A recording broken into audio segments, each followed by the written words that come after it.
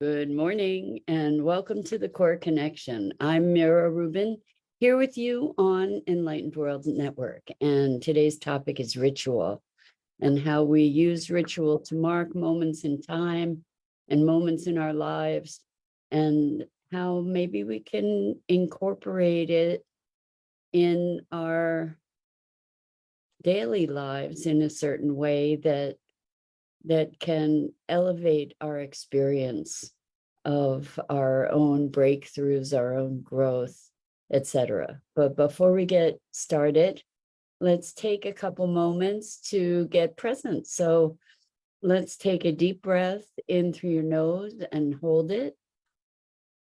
And imagine clean, crisp oxygen flooding your lungs, flowing into your bloodstream, nourishing all your cells, all your organs, bringing vital life energy to your body and being. And as you exhale any tension, stress, negativity, fatigue. And now let's take another deep breath in through your nose and hold it. This time, imagine brilliant, bright light, lighting you up from the inside out, illuminating, electrifying, and energizing all your cells, all your molecules, your electrons, creating a brilliant beam of light and energy from your heart out into the world. And as you exhale any remaining tension, stress, negativity, fatigue. And now let's press our palms together. Vigorously rub your hands together and feel the friction, the motion, the pressure, the temperature, and the tickling and tingling when you stop. And allow all those sensations to bring you present right here, right now, into this remarkable physical form that enables you to experience life. Welcome, welcome, welcome. So, good morning, Rosalind. Welcome. It's great to be here with you and with everybody else who's joining us. Today, we're talking about ritual and the power of ritual to elevate moments in life. And I get, we don't want to make everything a ritual because, the part of what makes a ritual so special is that it is not an everyday occurrence. However, there are opportunities, many more opportunities for ritual in our lives that I think can enrich us and help us to elevate the importance of certain moments. And so where this conversation comes from is I had the good fortune to go to my goddaughter's wedding yesterday, and it was a beautiful, beautiful celebration. And it made me think about weddings and the ritual of weddings and how it's been cultivated for however many reasons over years and years and years. And it becomes, these big events that we share socially and collectively become markers. They become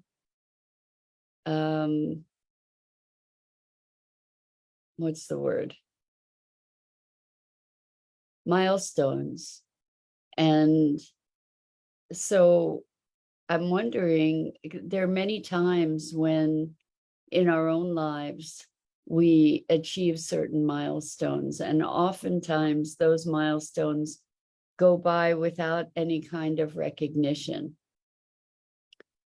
Yes. So Rosalind says ritual different from routine, as in morning routine. Thank you for that distinction, because people say I have a morning ritual. I go through these different things every morning, and so I'm talking about ritual in a different way from routine, to elevate moments to a place of specialness. Like I said, if we do the same thing all the time and we're doing it over and over and over, it loses its specialness typically. And so I'm looking at places in our own lives where, for instance, we achieve a breakthrough. It's not typically something that we get to share or something that we celebrate oftentimes. And I'm extending the invitation to us all to take more time to create, to honor these moments that are pivotal moments, these moments that are breakthrough moments for us, so that we can elevate their importance. That, so not just breakthrough moments, but for instance, we typically honor the passing of people with a funeral service and a ritual that honors their lives. And when pets die, despite the fact that we have often a much closer relationship with them than our human relationships, we don't honor them in the same way typically, and somehow allow those moments to pass by with less importance. And so the ritual of a funeral or of a memorial of some sort is a way that we elevate a moment. A wedding is a way that we elevate and celebrate a union.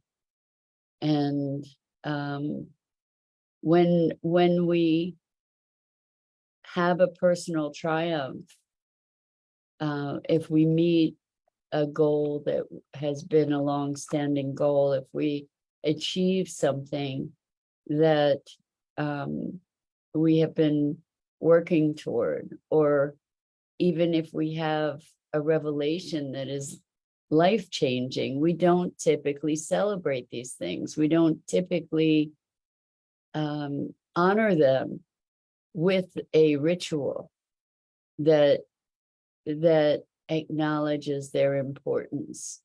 So Rosalind says spiritual practice might look like doing something around the full moon.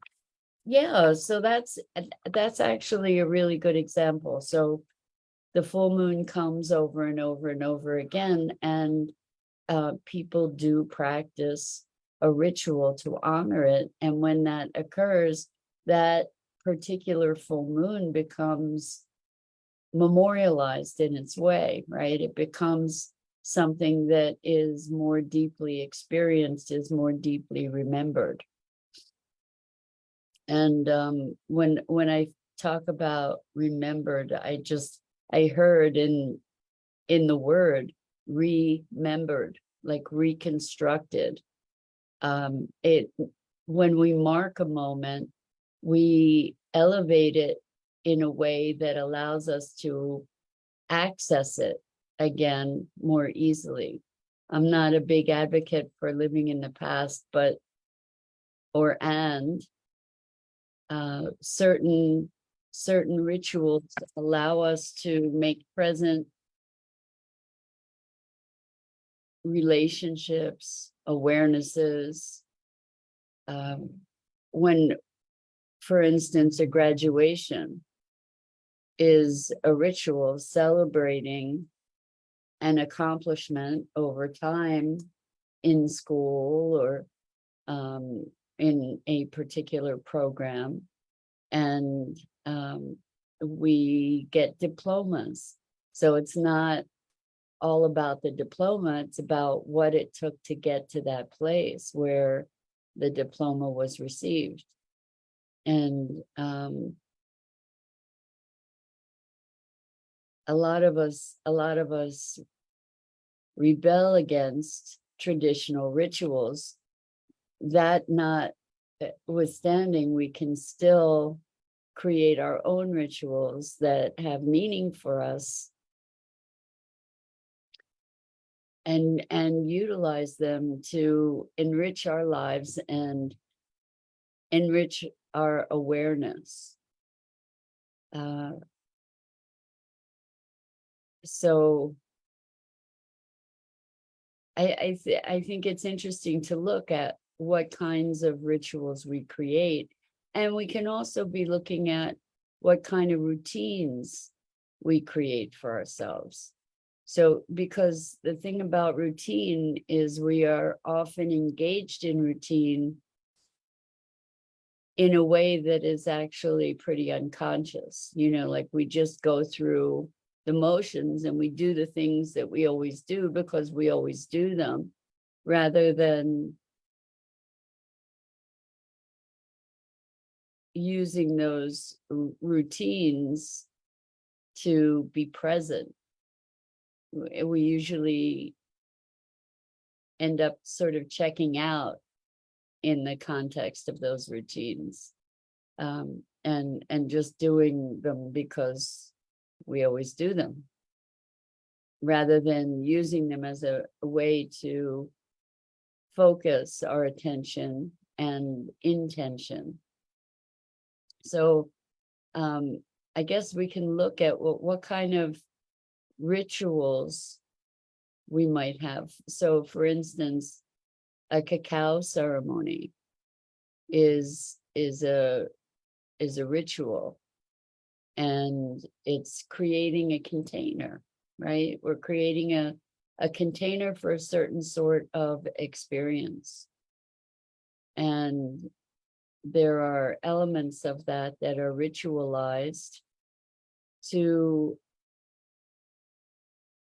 engage us in different dimensions of being, of experience.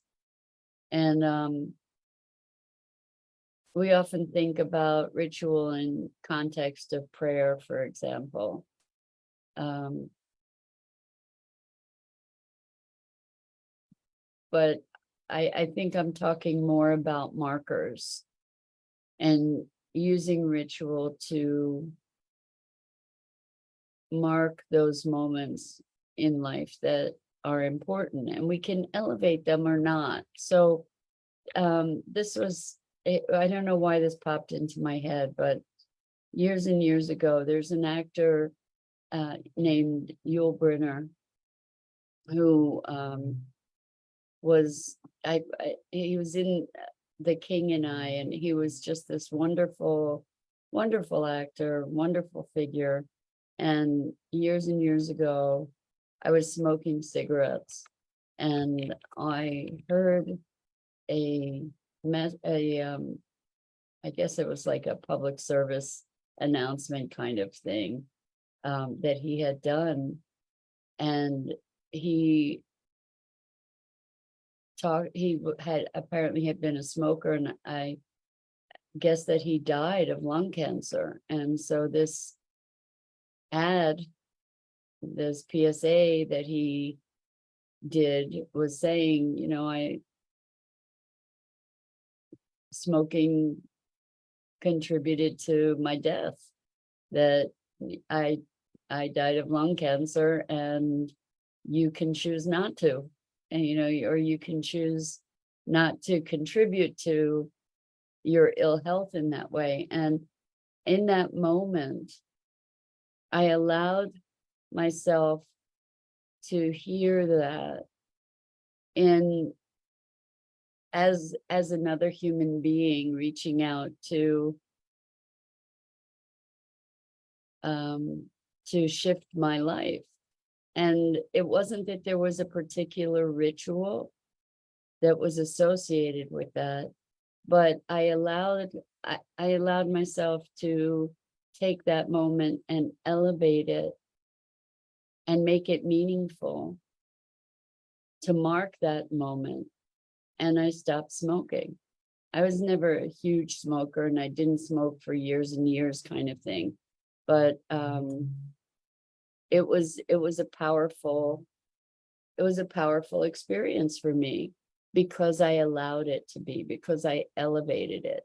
And I think that's really the heart of this conversation, is how can we allow ourselves to elevate moments of importance, to honor those moments, whether we create a ritual or ceremony around those moments, or whether we mark them by making an entry in a journal or a breakthrough list, or something, some kind of conscious attention that can allow us to honor a moment more fully, and thereby make it more real somehow. So when we have a memorial ceremony for someone, when we have a funeral, what we're doing is honoring that person. We're marking their lives in a way that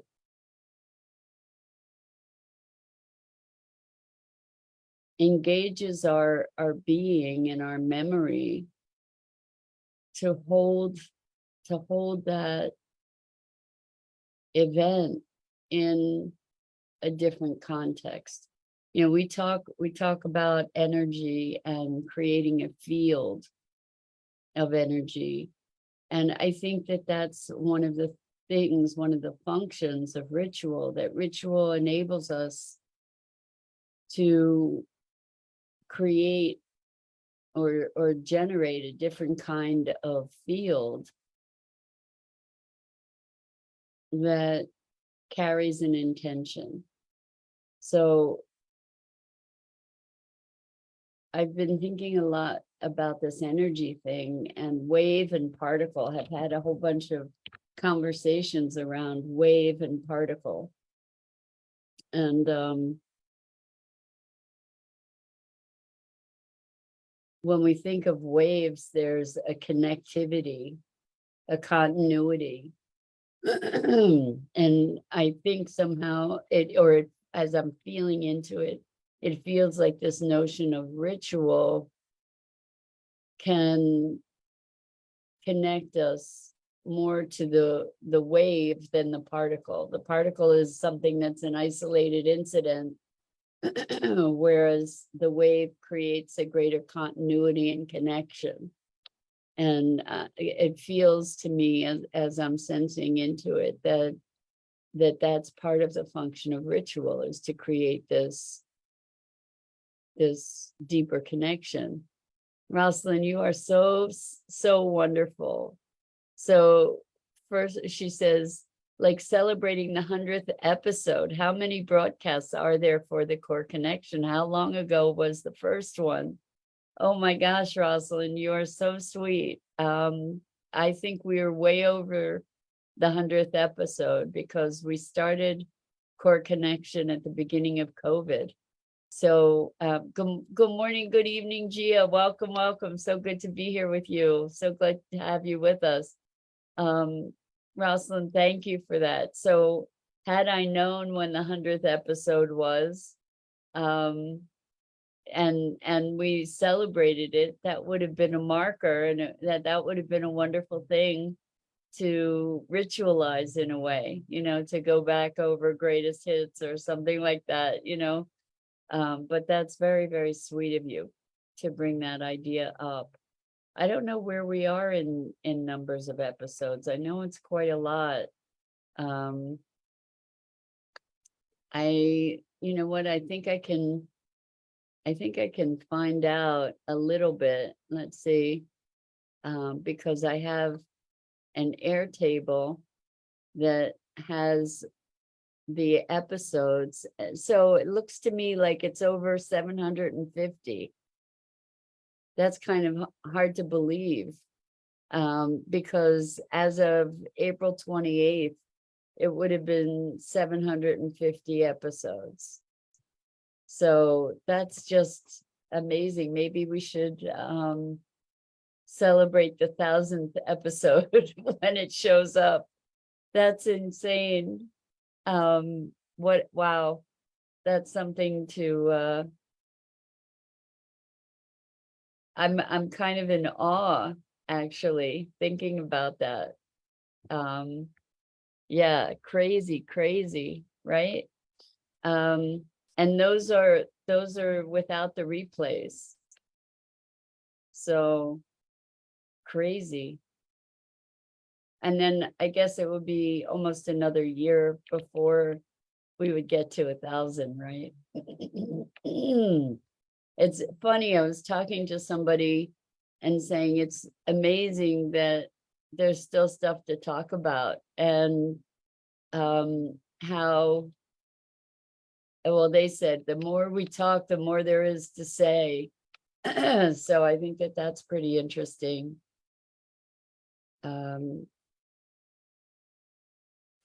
It's interesting too, like when you talk about routine and ritual, I think that doing this each day for me is that it's a routine, but it is, in its way, it is also ritual. It is an opportunity to be convening and sharing thoughts and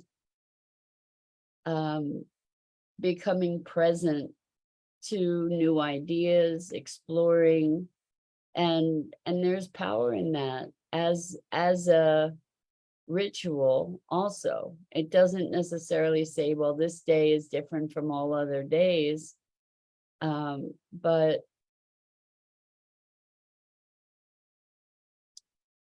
it does serve a purpose of focusing and connecting. And I whether it's a ritual or a routine or a habit or whatever, I value it very much, and I value the opportunity to spend the time with you and to have the conversation that arises out of this.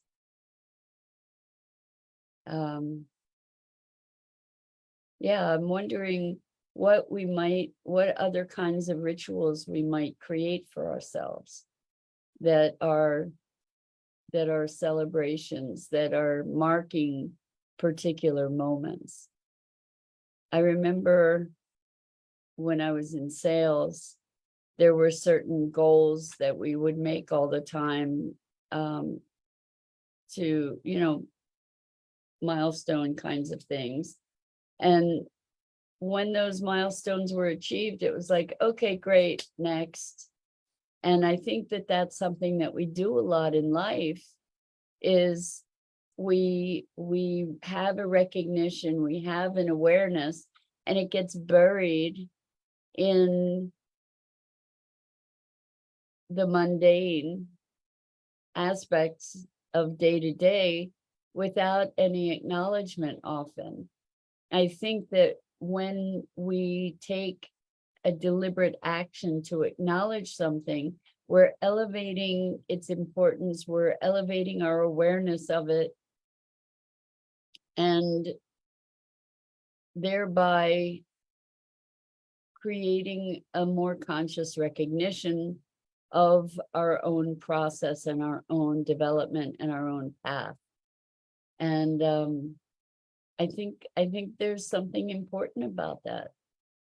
I think there's something useful about that, to recognize our own growth and evolution. So for instance, one of the things that I have people do who are my clients is keep a breakthrough journal, which is a bullet list of breakthroughs. And that gives them an opportunity, because they're ritualizing something, they're documenting it, they are marking that moment. It makes it more important, it gives it more weight, more relevance. If we just move through life without making those marks, we don't often appreciate or have the depth of appreciation that we could for the transformations that we undergo, for the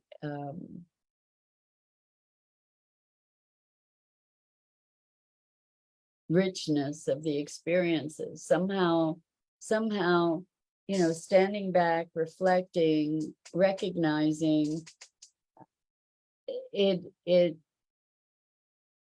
brings something more solidly into our consciousness, into our being. We can recognize that, oh, this is meaningful. We're meaning-making machines anyway, so it's not that something is inherently meaningful. We assign meaning to things, but in so doing, we can help to enrich our own lives. We can help to deliberately shape ourselves through that acknowledgement, I think. When we acknowledge that we have grown, that we've done something or experienced something, it creates a different frequency, for lack of a better way to talk about it. It creates a different awareness and relationship to our experience that can be very enriching, I think.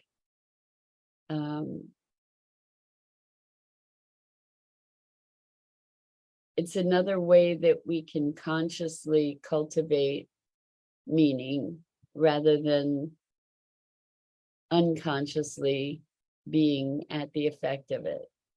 And this is reminding me of something that a friend years ago said, is everything is symbolic and nothing is symbolic. That we find meaning in anything and everything, and there is no meaning inherent in those things. So everything has meaning and nothing has meaning.